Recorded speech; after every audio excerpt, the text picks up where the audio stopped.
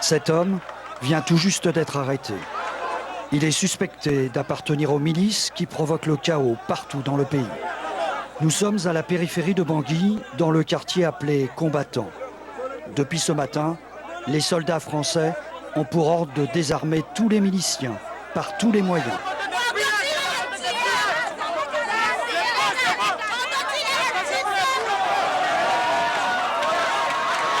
Sans la présence des soldats, l'homme serait sans doute lynché par la foule revancharde. Dans cette rue, d'autres suspects ont déjà été arrêtés. On a découvert une cache d'armes dans la maison qu'ils occupaient. Une machette, des munitions et un fusil d'assaut. Il faut fouiller cette maison-là, il y a des armes ici.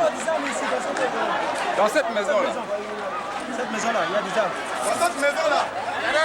Tout le long de cette même rue, les soldats français sont presque harcelés par les habitants. Chacun dénonce des suspects. Il est dedans. Il faut chercher à les arrêter, ceux-là. Des miliciens en armes sont juste en face. Les Français les mettent en joue et ouvrent le feu.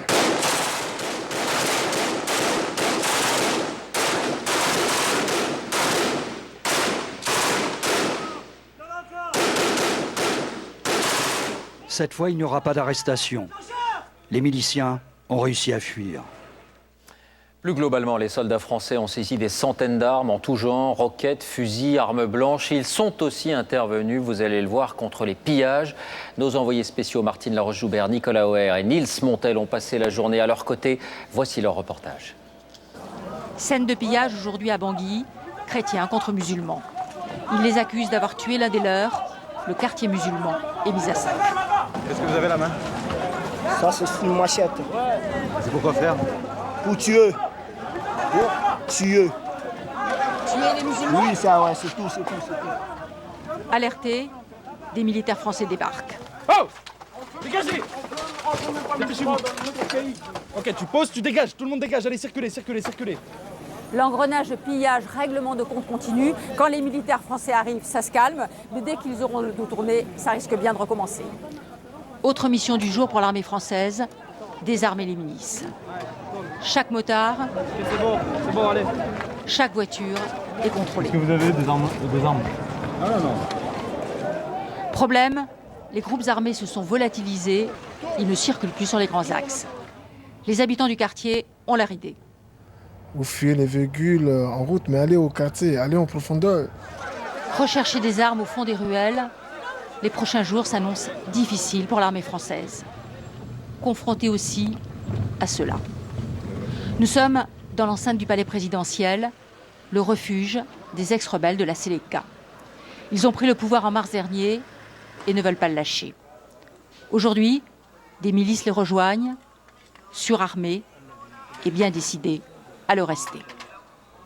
Bonsoir Gérard Grisbeck, on vous retrouve en direct sur place. Quels sont pour les troupes françaises les enseignements de cette première journée de désarmement ?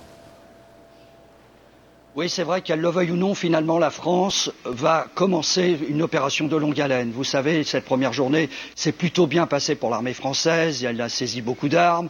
Il y a eu bien sûr des scènes de pillage de magasins. Il y a eu aussi des coups de feu échangés entre l'armée française et les miliciens. Mais enfin, globalement, avec l'aide de la population locale, l'armée française a ramassé beaucoup d'armes et va sans doute continuer à le faire dans les jours qui viennent.